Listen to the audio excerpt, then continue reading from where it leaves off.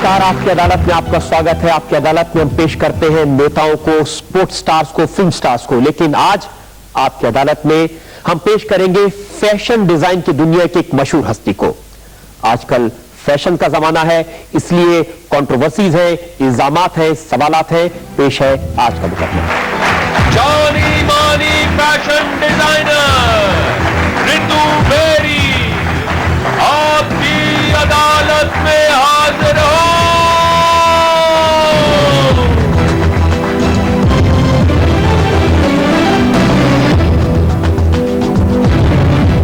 आपकी अदालत में आज इल्जामात और सवालात का सिलसिला शुरू करें, मुकदमा शुरू करें, इससे पहले आज के जज कल्याणकार की इजाजत चाहेंगे कार्रवाई शुरू करने के लिए।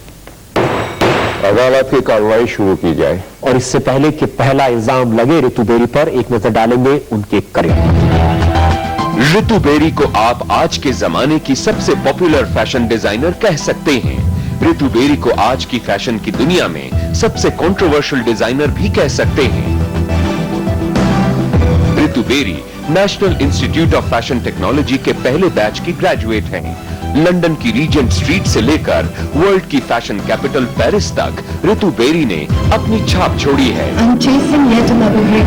किसी और इंडियन फैशन डिजाइनर ने इतनी वर्ल्ड कैपिटल्स में शोज नहीं किए जितने रितु बेरी ने किए।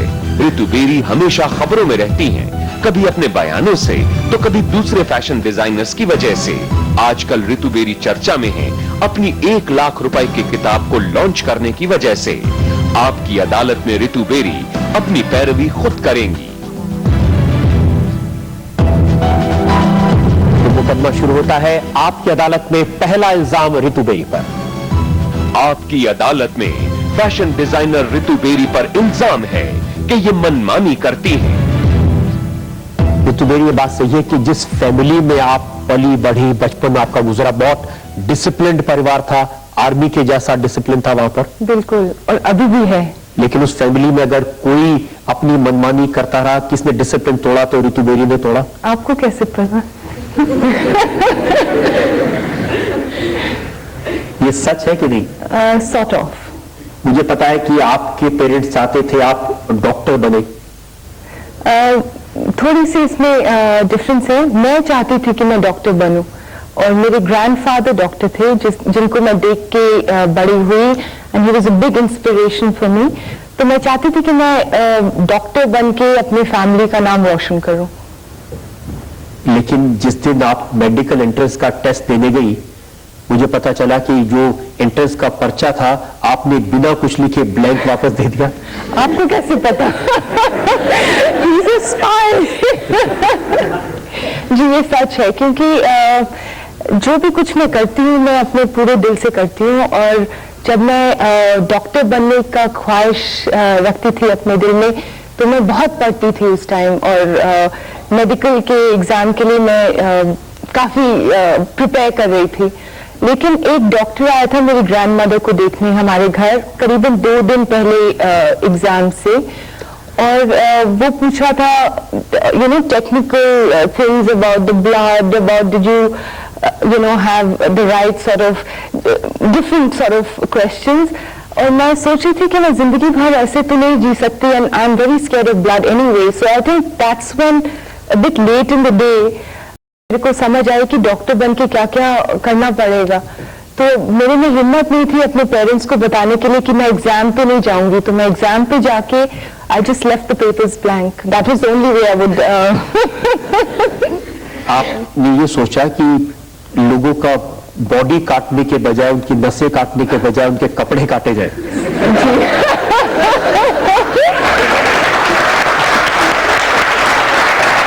I think so.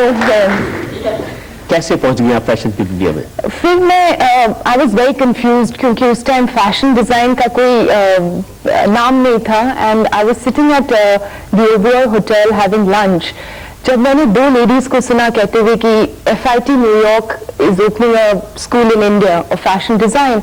And the thing that actually clicked was that they were only going to take 25 students from the whole country. And I thought that was an amazing challenge. And मैंने कहा मेरे को होना ही है इस 25 में. So I went. I didn't know what it meant. I didn't know what fashion design meant. I just had to clear that exam. And अब आपको पता है फैशन डिजाइनिंग क्या होती है? थोड़ी बहुत, ज्यादा नहीं. I'm just figuring it out. लेकिन ये सच है कि फैशन डिजाइन का कोर्स पास किया, ग्रेजुएशन किया और कुछ ही महीने के अंदर आपने अपना लेवल सेटअप कर दिया. बहुत जल्दी थी आपको? मेरे को यही प्रॉब्लम है, मेरे को हर चीज बहुत जल्दी चाहिए, मेरे को हमेशा जल्दी होती है. So that's when I passed out of LIFT and I tried to do some internships with different exporters, and I like to do what I like to do, and I wasn't allowed to do मेरी मनमानी, and I couldn't do the clothes that I wanted. मैं उनको बेच नहीं सकी जैसे मैं चाहती थी. तो मैंने कहा कि मेरे को एक अपना ही लिटिल स्टोर चाहिए जहां मैं अपने कपड़े बेचूं. मनमानी करने का अधिकार चाहिए. बिल्कुल. और मैंने ये भी सुना कि पहला फैशन शो किया आपने अपनी मनमानी से, दिल्ली का जो लोधी गार्डन है उसमें आपने वो शो किया. जब मेरे में हिम्मत आई कि मैं अपने कपड़े लोगों को दिखा सकती हूँ एंड फैशन शो कर सकती हूँ, तो उस समय सारे डिजाइनर्स बैंक्वेट हॉल्स में शो करते थे और हमेशा there used to be 2 designers doing it or 3 designers doing shows together. I still remember that time Ravi Bajaj and Suneet Verma used to do shows together, and it was always joint shows.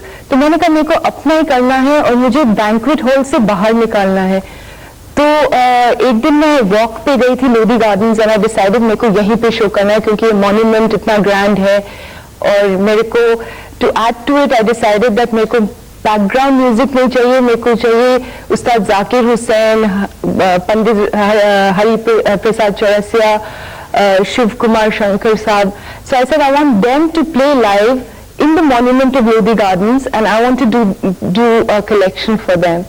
So that's what I worked on. लेकिन जो लोग Lodhi garden में घूमने जाते थे उन्होंने इल्जाम लगाया कि ऋतु बेरी ने पूरे लोधी गार्डन की सैंक्टिटी को खराब कर दिया. सिर्फ उन्होंने नहीं, प्रेस ने, उन्होंने, लोगों ने, क्योंकि उनको पता नहीं था कि मैं कर क्या रही हूँ. So they were after my head and the whole focus shifted to Lodi Gardens. उसके बाद बहुत सारे लोगों ने आके मॉन्यूमेंट्स में शो किए हैं out of India. So I was a bit upset about that, but I just decided to change the venue. But I still would love to do a show in Lodi Gardens. अब तो